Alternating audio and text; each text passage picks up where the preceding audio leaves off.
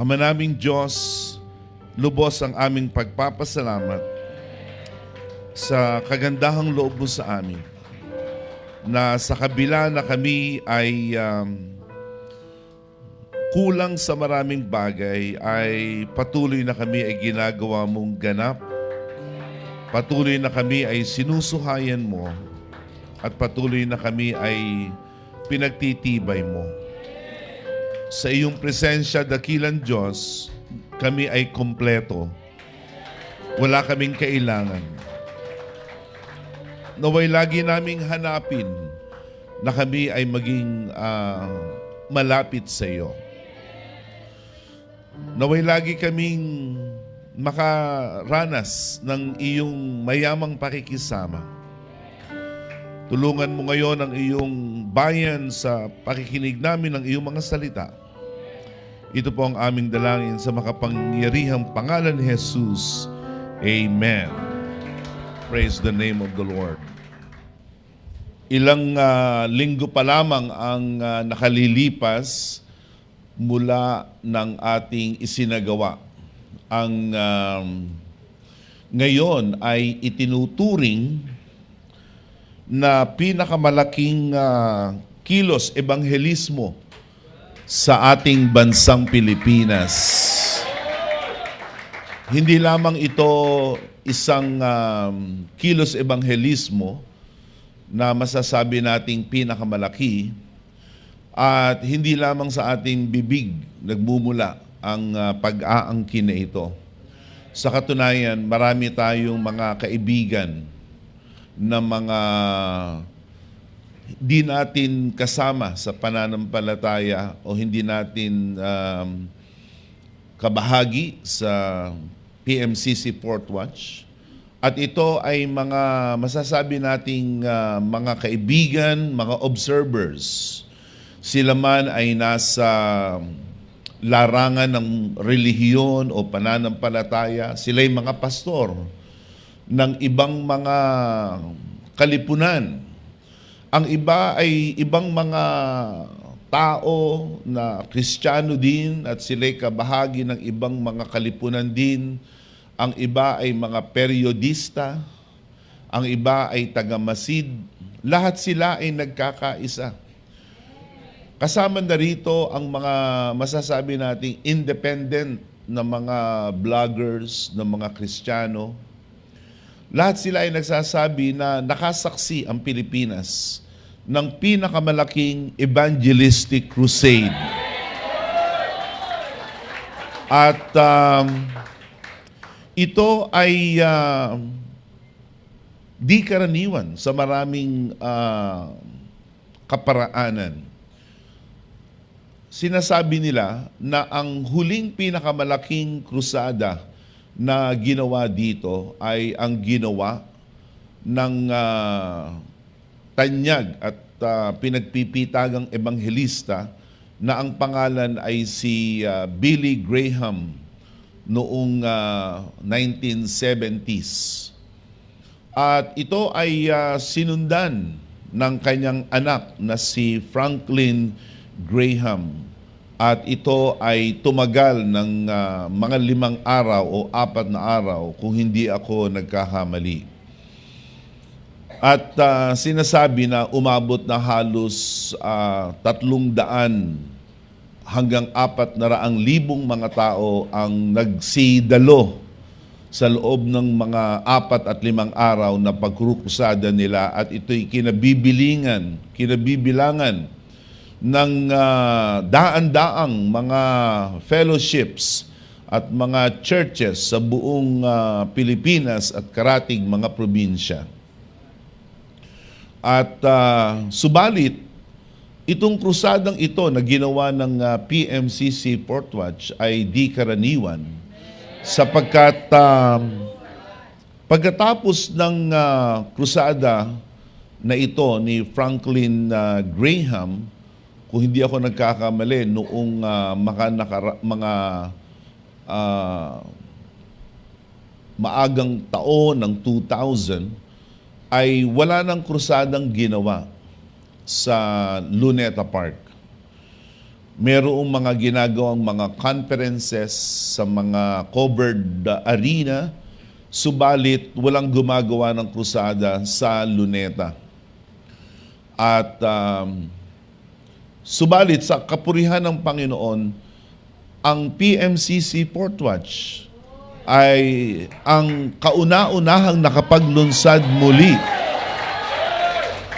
ng krusada na kung saan ang bilang ay makasaysayan.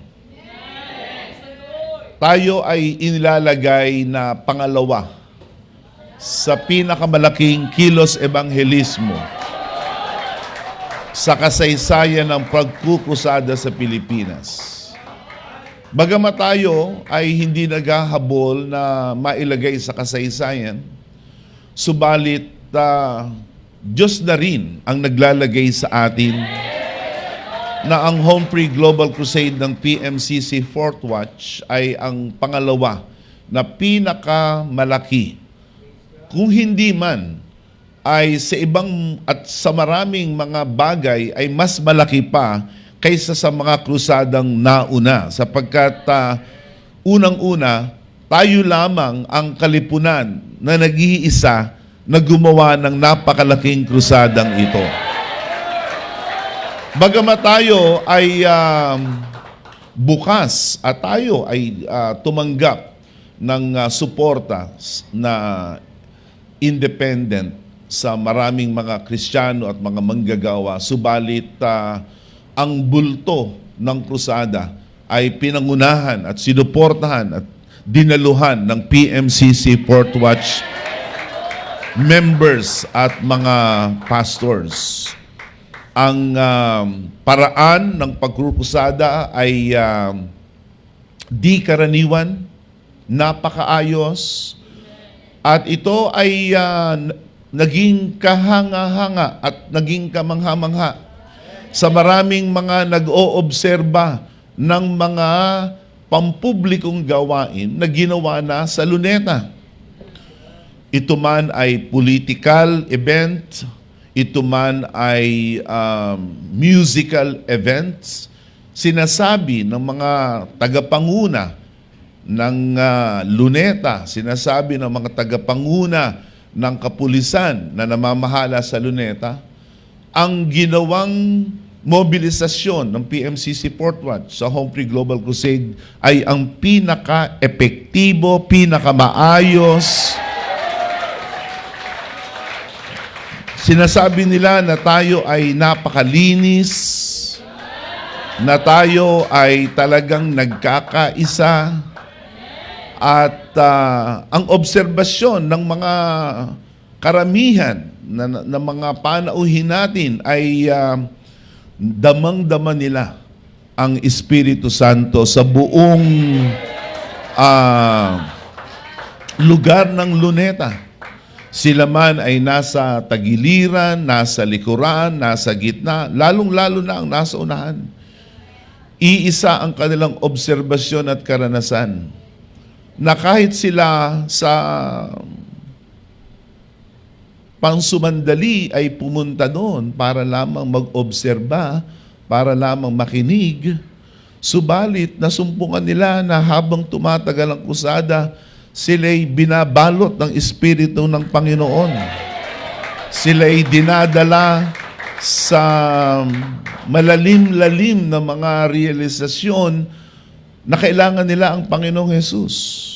Marami sa kanila ang umiiyak na hindi mapigilan. Marami sa kanila sa panahon ng altar call ay nagsitayuan at sila mismo ay nagpuntahan. Bagamat may katagalan ang pagbabautismo sa dami, ay hindi sila umaalis sa pila, hindi sila pinipilit, kundi sila pa ang namimilit na sila ay bautismuhan. Ang mga dumaluman ay mga matatagal ng mga Kristiyano gaya ni Sister Yeng Constantino at ang kanyang may bahay na si Yan o si Teyaman at ang kanyang band. Sinasabi nila na I have been to many huge conferences and events even crusades. But I have never seen people led to baptism right after the altar call. She first saw that during her time with us at the Bay Area Crusade in the United States. At iyon ay mas nakita niyang malaki dito sa Pilipinas.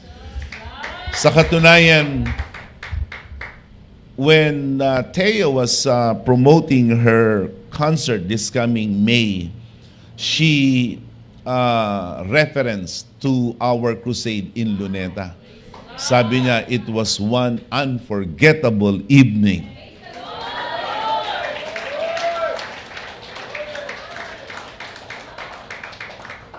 In fact, we did some promotional campaign, but the independent generic picks of from content creators and bloggers outnumber the media companies we contacted to promote the crusade. Mas marami na mga content creators sa buong bansa ang nagpahayag ng paghanga sa ating krusada. At ngayon, hindi lamang sa buong bansa, kundi sa labas ng bansa. They couldn't stop singing their praises of the crusade. They couldn't stop gushing about the crusade. Sila man ay nasa India, Thailand, France, Europe, America, Africa. So many of these content creators are picking up the crusade. And they are saying in unison that there is a revival in the Philippines. A revival in the Philippines. And this is something that is so humbling. You know, I grew up in this church, and honestly, I've never seen a moving of the Holy Spirit in this scale. This is not to belittle the great works of God in the previous generation of Fourth Watchers, but this time around, it is something else. Talagang mas pinatitingkad ng Diyos ang kanyang mga salita sa atin. And for me, this is overwhelming. It has never really sunk in. And I have mixed feelings of elation, exhilaration, joy, gratitude, and at the same time, cautious optimism. I do not know if you can relate with that. Ang aking puso ay lumulukso sa tuwa, sa galak. Sapagkat ang nangyari ay hindi lamang basta events. Sa mga espiritual, sa mga malalalim ang spirituality, this is a move of God. We actually turned a new chapter in our church's history. This is not just another Fourth Watch events. You know, this was not some kind of a stunt. This was not a stunt. This was not a one-time gig. that we scored big. In my humble take, this is just the first of God's moving in the church.